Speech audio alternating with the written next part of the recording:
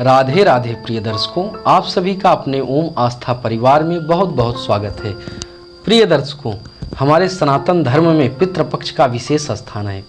पितृपक्ष में सभी लोग अपने पितरों की प्रसन्नता के लिए जो कार्य करते हैं उसे श्राद्ध कहते हैं, अर्थात श्रद्धा के साथ जो अपने पितरों के प्रति किए जाते हैं दान कर्म और जो पिंडदान कर्म किए जाते हैं उसे श्राद्ध कहते हैं।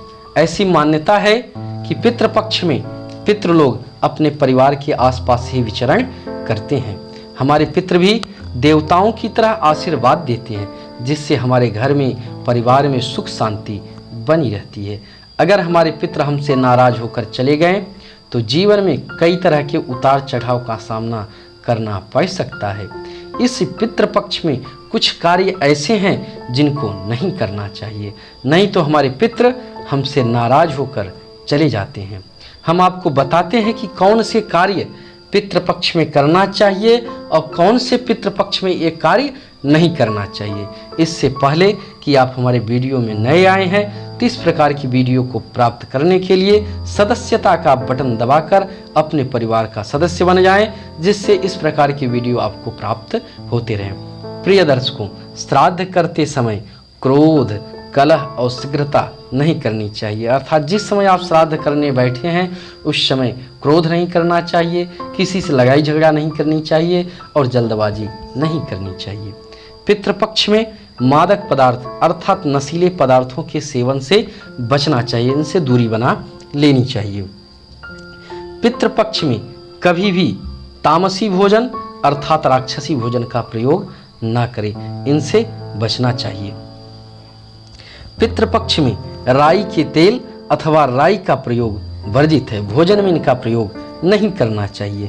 पितृपक्ष में ब्रह्मचर्य का पालन करना चाहिए। पितृपक्ष में अगर कोई भिखारी आया है तो उसे भोजन अवश्य कराना चाहिए, न जाने किस रूप में कौन आ जाए। पितृपक्ष में अगर आप पूर्वजों का श्राद्ध कर रहे हैं तो शरीर पर तेल का प्रयोग नहीं करना चाहिए, पान का सेवन से बचना चाहिए, दाढ़ी और बाल भी नहीं कटवाना चाहिए। इस समय इत्र के प्रयोग से भी बचना चाहिए।